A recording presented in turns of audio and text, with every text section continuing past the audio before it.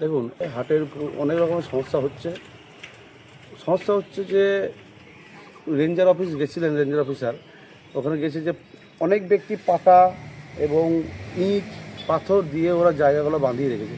সেইগুলো ranger office সাহেব বলেছিলেন যে তুলে নিতে। ওগুলো তোলা করালাম, এখনও তুলে নেই অনেক ব্যক্তি, ওগুলো তোলা করালাম। ওগুলো যেন মানে একটা হাটের পরিবেশ নষ্ট হচ্ছে, ন্যাচারাল যে জিনিসটা সেটা নষ্ট হয়ে যাচ্ছে, সেটা যেন ন্যাচারাল থাকে সেটাই আমাদের করা। আর দ্বিতীয় হচ্ছে যে হাটে ব্যবসা করতে ওদের খুব সমস্যা হচ্ছে, কারণ কি গাড়িগুলো যে আটকে দেওয়া হয়েছে, গাড়িগুলো আগে তো ঢুকে যাচ্ছ, আগে গাড়িগুলো ঢুকছে না, যে খাল করে দেওয়া হয়েছে সামনে। তো বিষয়টা হচ্ছে ওইটা নিয়ে কথা বললাম যে গাড়িটা যাতে ঢুকিয়ে একদিকে বের করা হয়, কিন্তু ওটা দেখছি যে হবে না।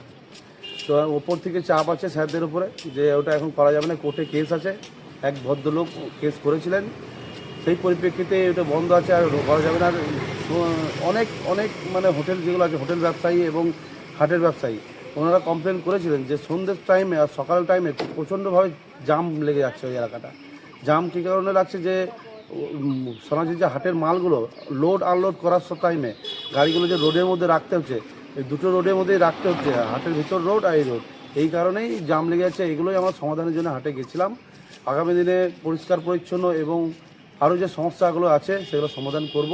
হ্যাঁ, হাটের ব্যবসায়ীদেরকে বলবো যে আপনারা রেঞ্জার অফিসের কথা শুনে আমাদের বন দপ্তরের ডিপার্টমেন্টের কথা শুনেই চলুন, ওনারা যেমন বলছে সেরকম শুনুন, তাহলেই আমাদের ভালো হবে। নাহলে হাটটা বাঁচাতে আপনারা এটা করুন, নাহলে কিন্তু সমস্যা হবে, হাটটাই থাকবে না। ওনারা আশ্বাস দিচ্ছেন যে ওনারা আমাদের সাথে আছে, আমরা যদি ওর সঙ্গে বিক্রি করি, ওনাদের কথা না শুনি, তাহলে কিন্তু হাটটা তুলে দেবে। আপনার নাম আর ডেজিগনেশন? আমরা অরুণ দাস, বোলপুর সাংগঠনিক জেলার যুব মোর্চার জেনারেল সেক্রেটারি।